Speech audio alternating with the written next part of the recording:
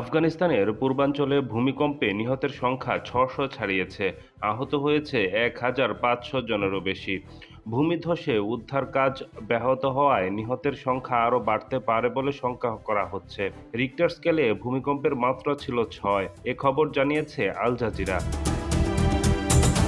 দেশটির স্বরাষ্ট্র মন্ত্রণালয়ের মুখপাত্র মুফতি আব্দুল মতিন জানিয়েছে, কুনারে কমপক্ষে ৬১০ জন এবং নানগারহার প্রদেশে ১২ জন নিহত হয়েছে। তিনি আরও জানান, কুনার প্রদেশে ৬১০ জন নিহত এবং ১,৩০০ জন আহত হয়েছে। ধ্বংস হয়েছে বিপুল পরিমাণ ঘরবাড়ি। অবিলম্বে ক্ষতিগ্রস্ত এলাকায় পৌঁছাতে এবং সময়মতো সহায়তা প্রদানের ব্যবস্থা নিতে সংশ্লিষ্ট কর্মকর্তাদের প্রয়োজনীয় নির্দেশনা দেয়া হয়েছে বলে জানানো হয়েছে।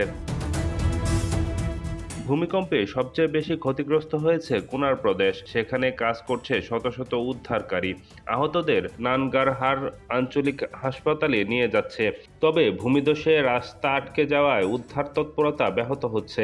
তালেবান সরকার বলছে, শুধুমাত্র হেলিকপ্টার দিয়ে উদ্ধার কাজ চলছে। উদ্ধার কাজের জন্য আন্তর্জাতিক সহায়তা চেয়েছে আফগান সরকার। যুক্তরাষ্ট্রের ভূতাত্ত্বিক জরিপ সংস্থা ইউএসজিএস-এর তথ্য অনুযায়ী সোমবার রাত ১১টা ৪৭ মিনিটে পাকিস্তান সীমান্তবর্তী পূর্বাঞ্চলের ভূমিকম্প আঘাত হানে। এতে উৎপত্তিস্থল ছিল ভূপৃষ্ঠের ৮ কিলোমিটার গভীরে। এরপর থেকে অন্তত আরও ৩টি ভূমিকম্প অনুভূত হয়।